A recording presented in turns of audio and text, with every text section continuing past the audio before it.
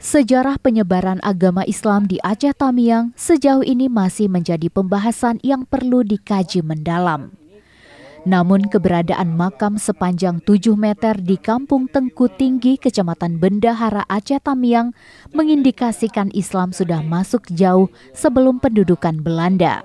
Makam yang terletak di kawasan HGU Perusahaan Perkebunan Kelapa Sawit ini diyakini sebagai Muhammad Ali. Sejatinya Muhammad Ali berasal dari Arab, namun karena posturnya yang tinggi dan menetap di Aceh, warga lokal memanggilnya Tengku Tinggi.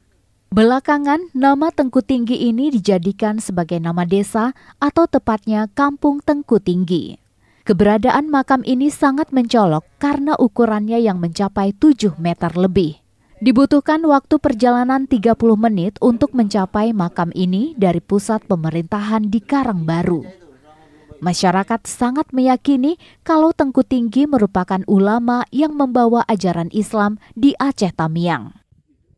Meski belum didukung sumber dan data kuat, warga memastikan kalau Tengku Tinggi sudah menginjakan kaki di Aceh Tamiang sebelum Belanda menjajah Indonesia. Salah satu juru kunci makam, Beno, mengungkapkan Tengku Tinggi sempat berpindah-pindah, namun akhirnya memilih menetap di Aceh Tamiang hingga tutup usia. Pemkab Aceh Tamiang sendiri sudah mendirikan plang bertuliskan makam keramat Tengku Tinggi di jalan masuk pemakaman.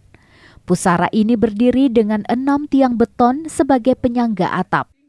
Rumput-rumput liar tumbuh subur di luar bangunan itu. Beberapa meter di sekelilingnya, ratusan pohon kelapa sawit tinggi menjuntai.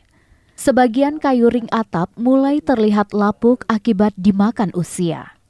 Begitu pula dengan atapnya yang menggunakan seng. Nyaris tidak ada yang utuh di setiap lembarannya, berkarat, rapuh, dan bolong di mana-mana.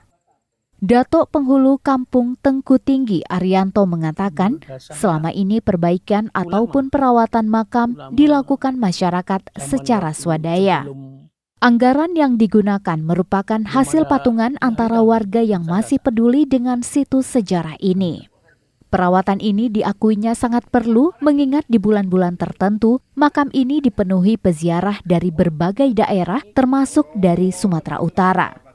Dia pun tidak menampik banyak kisah mistis yang beredar luas mengenai makam 7 meter itu.